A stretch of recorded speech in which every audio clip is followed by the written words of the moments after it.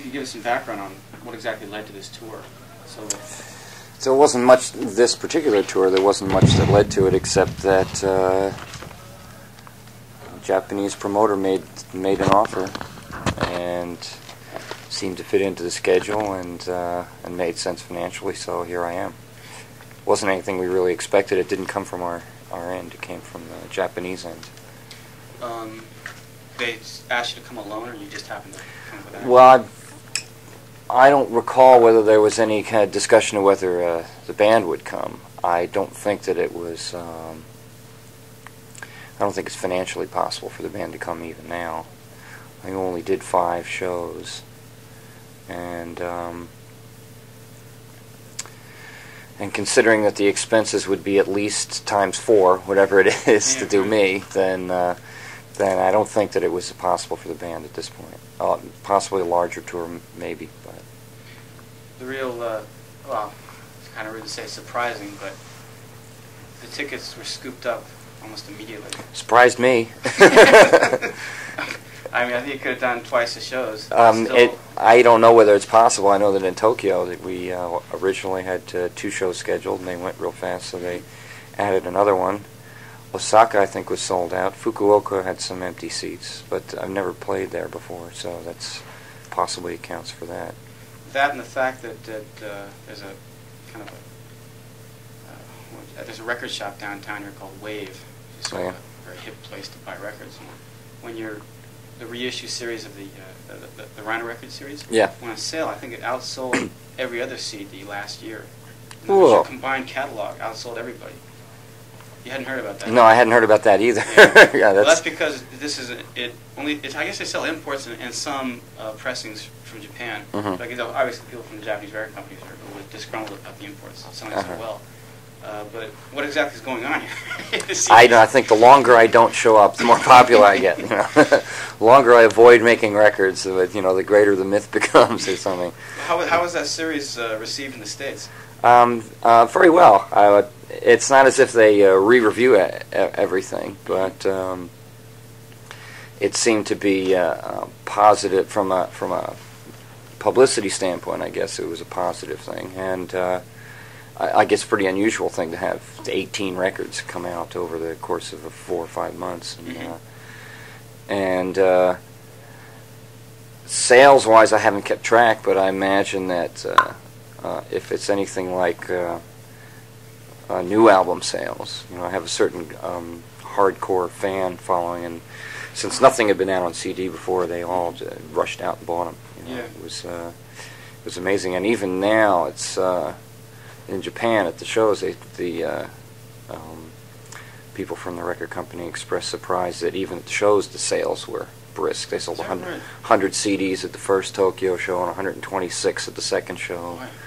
And CDs being what they are, after people pay all that money for a concert ticket, and then have money left over for a CD, that's a bit of an investment, Of course, they have a lot more disposable income here now than we do in the States. Yeah. That's a definite consideration, although have you thought about taking...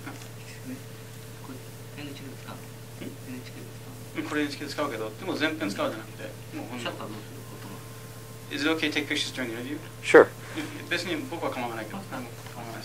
It adds to the ambience, right? Yeah, exactly. that life in the fast lane here, clicking away.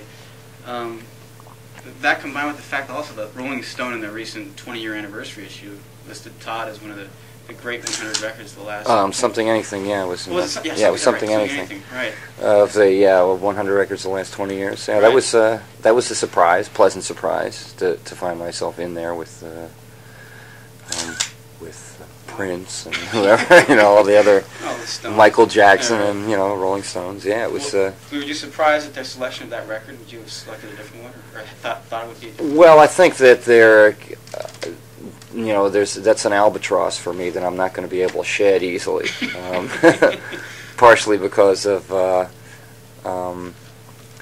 not only the fact that it was the most obviously commercially successful record that I had, but also because it was one of the first records that involved solo artist playing all the instruments as well. So I think that they considered that to have some historical significance over and above the other records that I did that were done that way.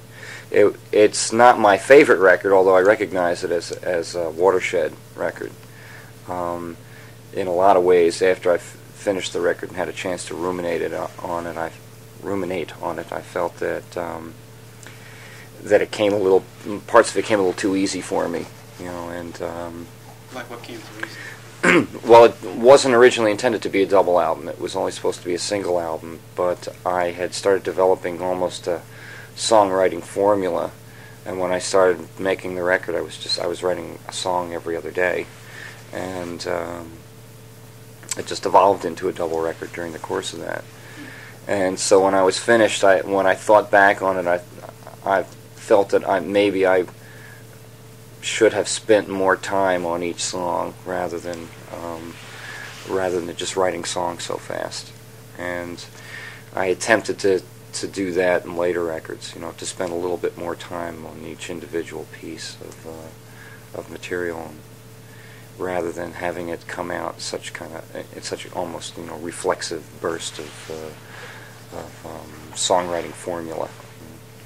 One of the most memorable things about that album, although not really my favorite cut on it, is the sort of the techno-pop prototype. I think it was the first cut of the second side. Oh, Breathless, yeah. Yeah, I mean, when people give credit to like the Yellow Magic Orchestra, or like a band like Visage, they give them credit for inventing techno-pop. I think back to 1972 or whatever. That record. Yeah, well, it's very hard to say what the inception of that was. I was using what by modern standards would be fairly primitive equipment for that. They had just invented drum machines, and they had just synthesizers were all monophonic. There was no polyphonic synthesizers in those days. So to create the polyphonic tones, you had to constantly overdub, line after line after line, and essentially that's what it involved. Was a lot of tedious, methodical work over several evenings. It wasn't done in the studio; it was done at my home. Is that right? When I recorded anything, I got so immersed in the process that I was doing it nearly, except for sleeping, I was 24 hours just either writing or recording, not only in a recording studio but also in my house. I moved an 8-track machine into my house to work on other things because I guess partly because of the expense of occupying the studio 24 hours a day, but also because when I was at home I was completely isolated and could work on things that were even a little more bizarre than what I was doing in the studio. Was that Narcotos piano solo just speeded up tape there? Yes, it was essentially speed altered, yes. What did you think about Kraftwerk when they came around a couple years later with Autobahn? Well, I was never into that sort of purely atmospheric electronic music. I'm not really into purely atmospheric music in any sense. At least not. I don't believe it should be passed off as music to be listened to. I think Brian Eno had the right attitude. Like music for airports and things like that, whereas that it's wallpaper. That it's textural things. When people pass it off as having some great meaning or something like that, when it is basically textural, then I wasn't so much into that. I also felt that that they were dilettantes. Even though they, because it was such a new science, I suppose, could proclaim they were experts, I really felt they were dilettantes, and therefore I thought they were putting something over on people in general. Is that right? Yeah.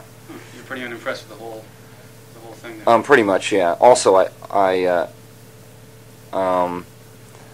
that purposefully cold approach left me cold, as it were. It also seemed like they're extremely lazy too. It's been very easy to put together those records. Yeah, well, that's what I mean. That's why I say they have a very dilettante approach to it. They don't get into into any of the finer points. They essentially just flip the machine on and take the first thing that comes out. And I always felt that although there is justification for that in music as a whole, in terms of it being sort of like a accessible, folk-oriented thing, I don't think that's what all of music is. and I had been listening to electronic music since mid '60s, and